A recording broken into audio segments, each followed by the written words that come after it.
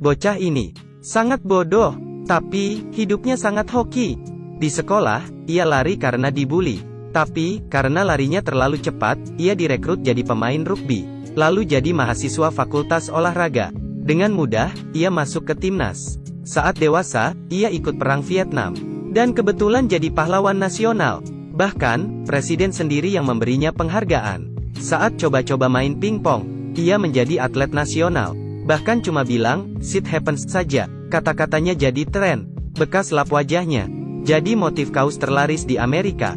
Ia berinvestasi di toko buah. Lalu baru tahu kalau itu perusahaan elektronik Apple. Namanya Gum. Karena waktu kecil bungkuk, kakinya dipasangi penyangga. Saat bungkuknya sembuh, giliran kakinya yang bengkok. Ibunya bilang, jangan sampai orang bilang, mereka lebih kuat darimu.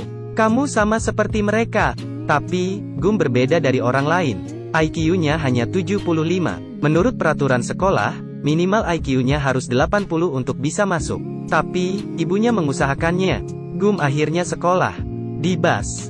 Semua anak memusuhinya, dan tidak mau duduk dengannya. Hanya seorang gadis bernama Jenny yang menerimanya. Mereka menjadi sahabat. Sejak itu, mereka membaca bersama, melihat bintang, bahkan tidur bersama. Suatu hari, beberapa anak membuli Gum. Jenny menyuruhnya lari. Siapa sangka, Gum lari secepat kilat, sampai penyangga kakinya patah. Ia merasa lari seperti angin untuk pertama kalinya. Anak-anak yang memusuhinya sampai bengong. Setelah dewasa, di tempat yang sama, dan pembuli yang sama. Tapi, pembuli kini naik mobil. Jenny menyuruh Gum lari lagi. Gum lari ke lapangan rugby di sekolah. Pelatih rugby melihatnya karena larinya sangat cepat. Gum direkrut jadi mahasiswa olahraga, dan jadi atlet rugby kebanggaan sekolah. Lalu, ia jadi atlet timnas. Bahkan, ia bertemu Presiden Kennedy. Setelah main rugby selama 5 tahun, ia lulus dari universitas. Lalu, ia menjadi tentara. Ia mendaftar di BAS. Ia berkenalan dengan teman baru. Namanya Buba. Buba bilang nenek moyangnya adalah penangkap udang. Ia bermimpi ingin punya kapal penangkap udang sendiri. Di markas, pelatih bertanya, "Kenapa kamu di sini?" "Aku di sini untuk menuruti perintahmu." Pelatih sangat puas dengan jawabannya. "Kamu sangat jenius, IQ-mu pasti 160. Hidup tentara sangat prihatin." Tapi, Gum santai saja. Ia fokus pada perintah, dan tidak mau memikirkan yang lain. Saat disuruh merakit senapan dengan cepat, Gum melakukannya sangat cepat, sampai memecahkan rekor. Di tengah malam, ia kangen ibunya dan Jenny. Saat itu, Jenny sedang bernyanyi di bar. Gum pergi melihat Jenny saat libur. Ia melihat Jenny dikerjai seorang pria. Gum langsung meninjunya. Ternyata, selama ini, Jenny tidak bahagia. Ibunya meninggal, dan bapaknya mesum. Jenny dewasa lebih awal. Gum menyatakan cintanya. Tapi, Jenny merasa tidak pantas untuk Gum.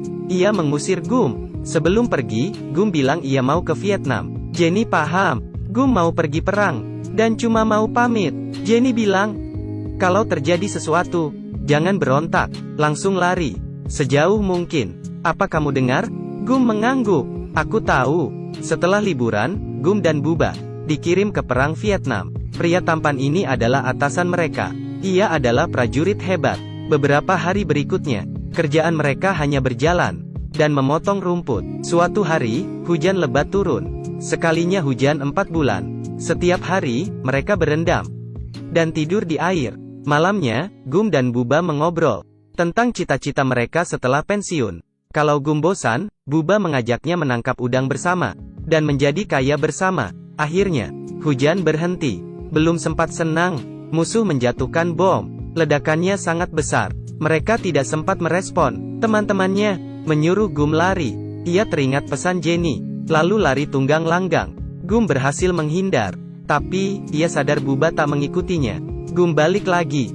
Karena aksinya ini, Gum mendapat gelar tentara kehormatan, yang hanya ada 4 di Amerika. Saat mencari Buba, ia juga menyelamatkan temannya. Gum bola-balik dan menyelamatkan beberapa jiwa, termasuk atasannya dan Buba. Tapi, Buba tewas karena terluka parah. Sebelum mati, Buba bilang, "Aku mau pulang."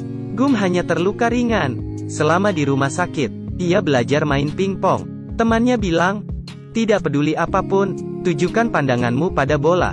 Keistimewaan Gum adalah, saat melakukan sesuatu, ia fokus dan tidak memikirkan hal lain. Saat lari ia fokus lari, saat merakit ia merakit, saat main pingpong, ia fokus ke bola. Tekniknya makin jago. Gum menghibur tentara yang terluka dengan permainannya. Akhirnya, ia bertanding mewakili Amerika di Liga Persahabatan melawan Tiongkok. Ia juga mengikuti beragam pertandingan internasional. Sejak itu, Amerika dan Tiongkok resmi menjalin hubungan diplomatik. Gum jadi terkenal, bahkan, Nixon mengundangnya ke Istana Negara. Gum diinapkan di Hotel Watergate. Malamnya, Gum melihat di kamar seberang. Ada orang yang terus memakai senter. Gum menelepon resepsionis dan bilang di seberang mati listrik. Tolong dibetulkan dulu. Ternyata, Gum melihat kriminal di skandal Watergate. Gum lalu membeli perahu nelayan, yang ia beri nama, Jenny. Gum menulis surat pada atasannya, dan mengundangnya bergabung. Mereka menjadi nelayan, tapi, mereka hanya menangkap rongsokan, sampah, kaleng, dan sepatu bekas. Seekor udang pun tidak ada. Hingga suatu hari, ada hujan badai. Semua kapal udang di sana rusak. Hanya kapal Gum yang dipenuhi udang tanpa usaha sama sekali. Usaha mereka berkembang, dari satu kapal jadi 12 kapal. Akhirnya, mereka buka perusahaan penangkap udang. Atasannya berterima kasih pada Gum, karena telah menyelamatkannya. Gum mempercayakan perusahaannya pada atasannya, dan pulang menemani ibunya yang sakit. Hingga ia meninggal dunia. Atasannya membantunya menginvestasikan uangnya, yang Gum kira adalah perusahaan buah. Ternyata, mereka berinvestasi di Apple. Gum jadi kaya raya. Ia memberi orang tua Buba sebagian sahamnya, lalu menyumbang gereja. Karena ibunya bilang, uang itu yang penting cukup. Sisanya cuma buat pamer.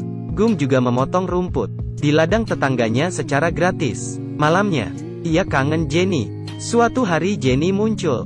Gum tak pernah merasa sebahagia ini. Mereka jalan-jalan dan mengobrol. Gum ingin melamarnya. Meski aku tak pintar, tapi aku tahu apa itu cinta. Tapi, Jenny menolaknya.